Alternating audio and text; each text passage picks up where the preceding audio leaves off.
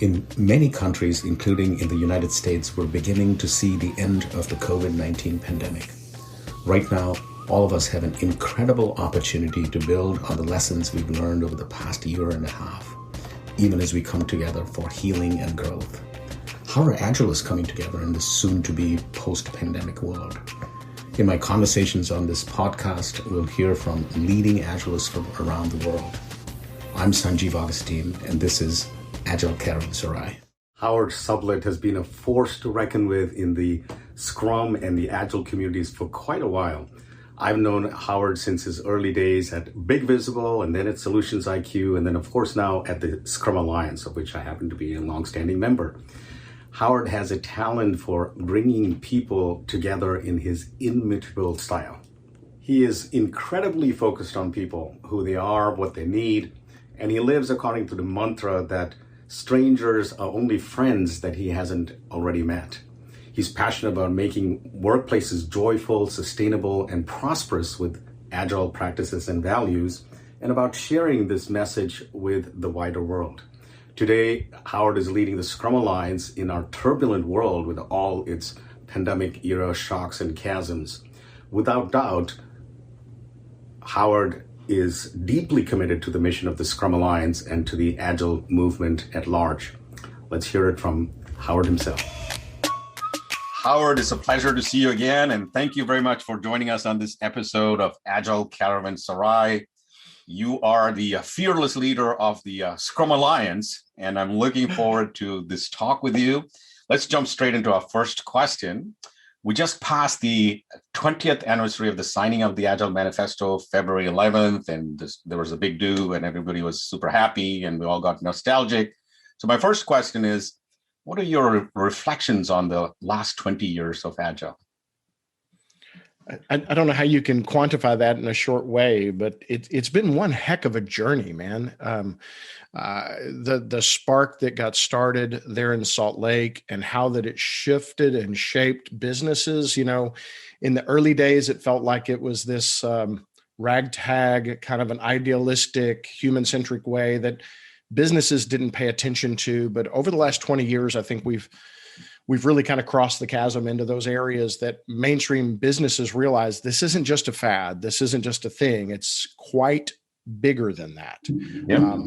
And you and I both have watched it shape and morph into things that are not just in the software specific market, even though that's where its birth was. And it works really well there. We're finding agility and an agile mindset to be something that's applying really well in other areas. Fantastic. And then the second one is a personal question. You, like other leaders in the industry and in the community, get to travel a lot and move around and all that. And also just wanted to check in with you personally. How are you doing in the pandemic? I'm struggling. Let's just be honest, right? I think you know me. I am a very people-oriented person. Like I don't enjoy the travel, but I enjoy meeting the humans when I arrive. Like Sanjeev, 2019, I think I flew 325,000 miles. Wow. I don't even know much about the cities, but I can tell you a lot about the people, about the humans that I met and how that they work and the companies that I got to visit with and what was different about the people and their families. Like, I'm missing that human contact, even though we have Zoom and I'm having Zoom fatigue. And I think maybe I'm a Zombie, as they call it. Like I get doing these things. You haven't heard, instead of a zombie, I'm a Zombie. Like I do 10 to 12 hours of these a day, trying to get that reasonable facsimile for a human interaction, but it's not quite the same as being face-to-face with people. Like the travel was one of those things for me that one thing that I'm finding is that I read a lot more. Like there was that magic moment. First of all, I thought, oh, pandemic, I'll be here. I can read more. I'll go through my pile of books and I'll get it. But there was that magic moment on the plane when you were bored and you were waiting on everybody else to board, and you were waiting for 10,000 feet before the internet would kick on, that I could power through 8 or 9 chapters of a book, like really get into it. And then that ding would go off and I would put it down, open my computer and get started. And then the same thing on the other end.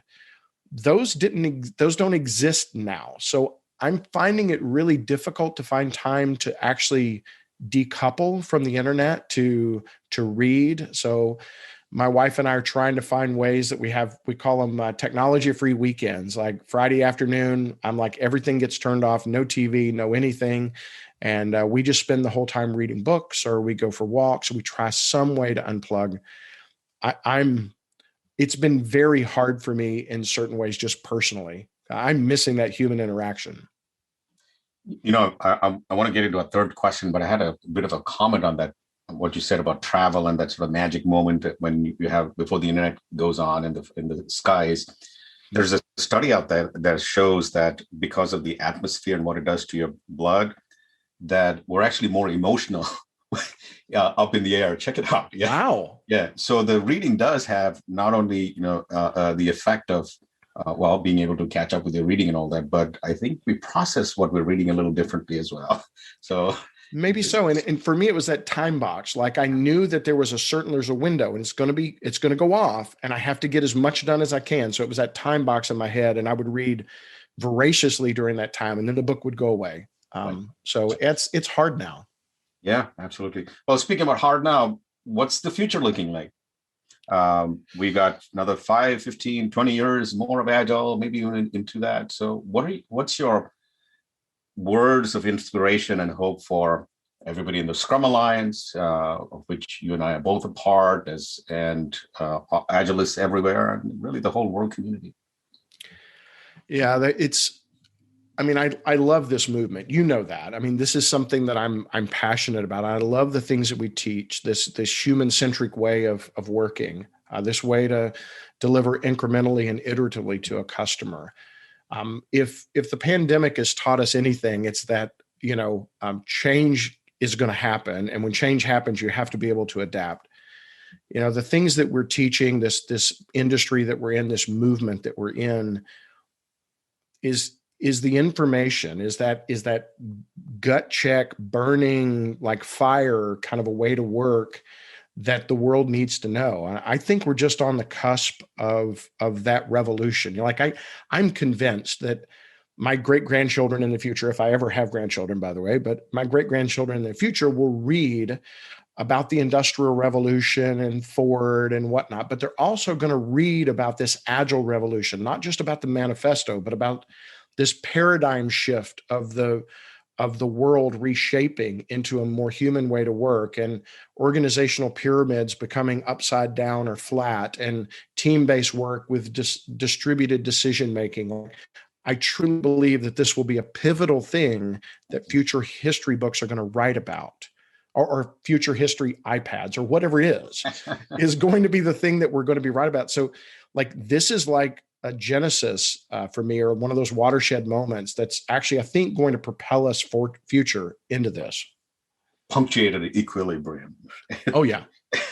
So, and I know we're done with the 3 questions, but I know big, or first and foremost on your mind, and as well as several folks, including myself, is the message that we in the Agile community are giving or want to give to leaders, because you talked about organizational change, you talked about the pyramid being inverted. So if you want to take us out with that message, what message would you give to people in the C-suite today as they're looking at this Agile revolution? And many of them have become part of that. We see many leaders in the C-suite, and some of them are going to be on the show, who have adopted Agile and are excited by it. So, but what message would you have for them?